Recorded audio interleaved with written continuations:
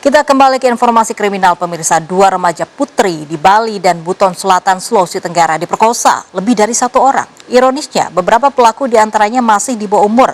Meski tidak ditahan, tersangka remaja tersebut akan tetap menjalani proses peradilan dan dihukum sesuai kejahatannya.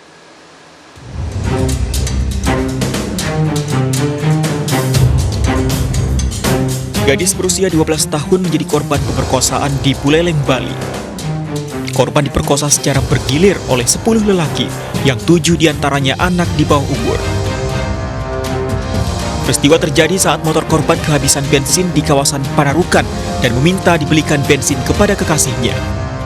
Alih-alih membawa bensin, pelaku justru mengajak korban ke rumah temannya. Di tempat itu, korban diperkosa berulang kali oleh 6 pria. Kekerasan seksual juga dialami korban di lokasi berbeda. Saat ini polisi telah menahan 3 pelaku, sementara 7 pelaku remaja tidak ditahan karena masih di bawah umur, namun akan tetap menjalani proses hukum. Akhirnya kita menetapkan 10 tersangka di dalam kasus persetubuhan ini. 3 dilakukan oleh orang dewasa, kemudian 7 dilakukan oleh anak yang masih di bawah umur. Tidak saling mengenal padahal dengan pelaku satu dengan pelaku yang lain, dan TKP-nya pun berbeda. Jadi mungkin pada saat dia melakukan kemudian dilihat sama tersangka yang lain, kemudian tersangka mau juga melakukan. Kemudian ada juga yang dengan modus akan membantu mengantarkan korban pulang ke rumah.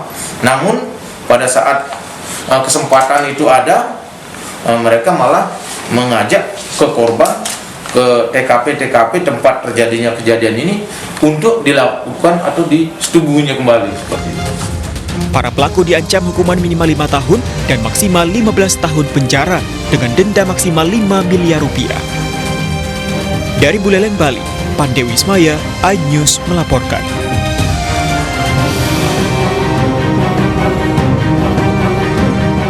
Peristiwa tragis juga dialami gadis 15 tahun di Buton Selatan, Sulawesi Tenggara.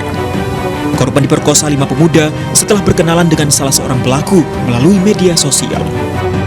Kejadian naas yang terjadi 11 bulan lalu itu baru terungkap saat rekaman pemerkosaan beredar di media sosial. Korban selama ini bungkam karena diancam pelaku untuk tidak mengadu kepada siapapun.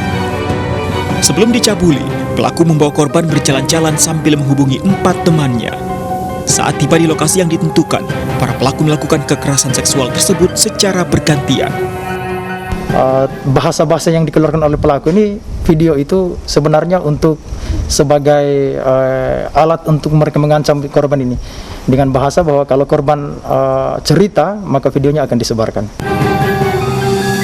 Polisi telah mengantongi identitas para pelaku, 2 diantaranya masih remaja.